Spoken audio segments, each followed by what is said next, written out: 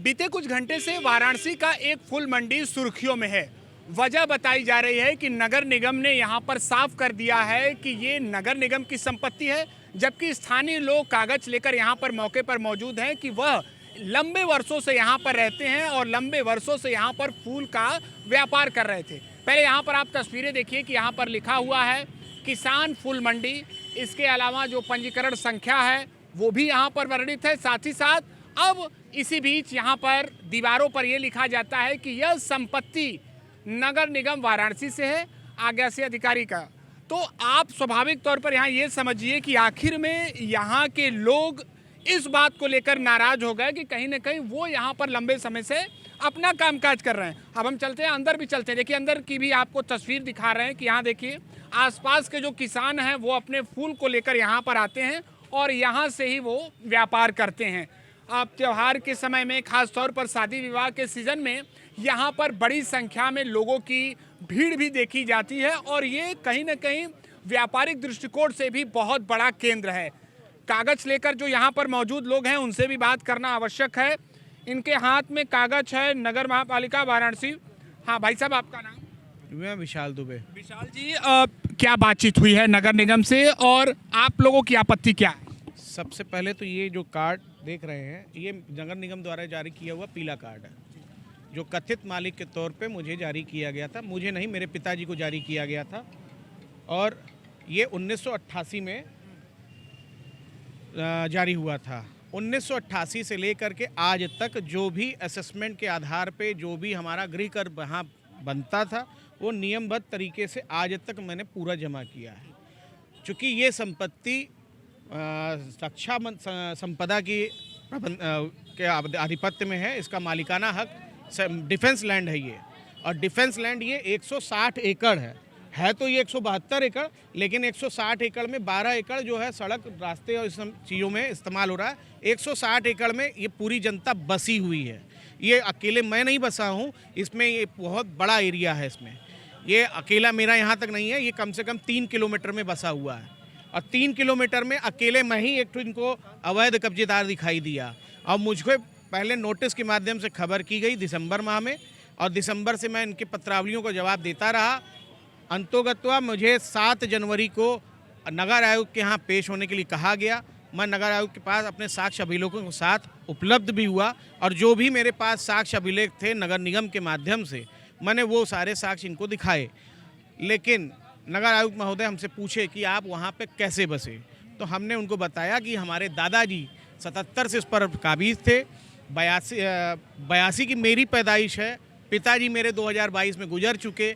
अब उस समय की क्या परिस्थितियां रहीं, किन परिस्थितियों में कैसे ये लैंड उनको मिला, उन्होंने पैसा दे के लिया या लेन देन के रूप से किया या मौखिक रूप से किया, मुझे नहीं पता। मैंने उनको नगर आयुक्त साहब को बताया कि मैंने जन सूचना अधिकार के माध्यम से एक एप्लीकेशन डाला हुआ है कि मुझे मेरी पत्रावलियों से संबंधित मूल प्रति उपलब्ध कराई जाए, लेकिन 3 दिन के अंदर वो भी पत्रावली मेरी निरस्त करके वापस कर दी जाती है। कुछ उसमें ऐसा लिखा गया है कि जिसमें कि आप भी कुछ समझ नहीं पाएंगे कि हाँ सही क्या है गलत क्या है। बहरहाल 7 तारीख को उनसे मिल के आए और 13 तारीख को ये हमको 14 तारीख को हमको नोटिस देते हैं बेदखली का, और 14 तारीख को नोटिस दे रहे हैं 12 बजे और 3 घंटे के बाद आकर के आगे यहाँ पे खड़े होकर कब्जा लेने लगे। उस समय मैं अनुपस्थित था यहाँ पे, मेरे अनुपस्थिति में आपने इस पूरे भवन को सील कर दिया, जबकि सील का आदेश इसमें कहीं नहीं था। इन्होंने कब्जा खाली करने की बात कही थी, सील करने की बात नहीं कही थी। बहरहाल अनुपस्थिति में आपने सील कर दिया। कल 15 तारीख को 15 जनवरी को हम लोग दोबारा नगर निगम में गए, बात किए।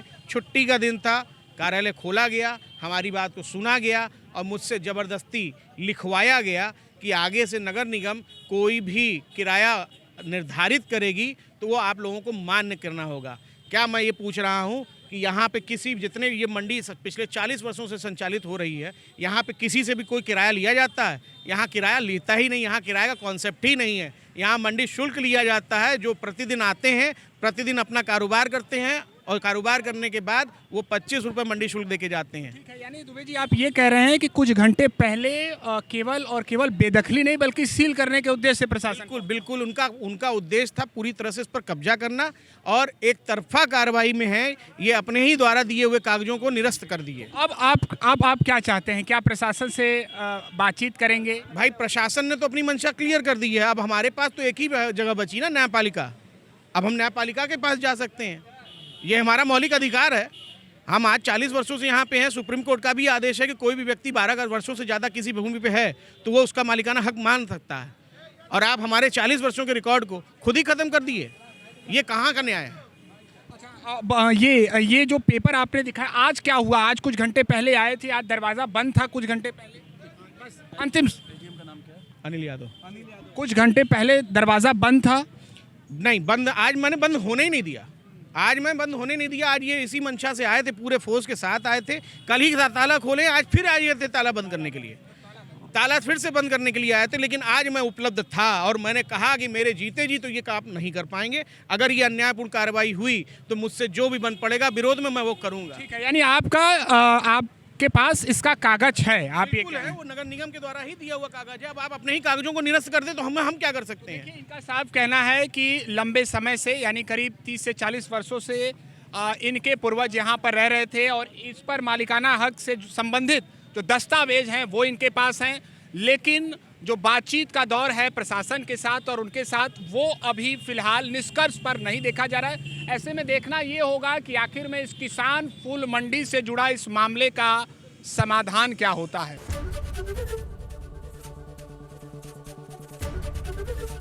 एबीपी गंगा, खबर आपकी, जुबान आपकी।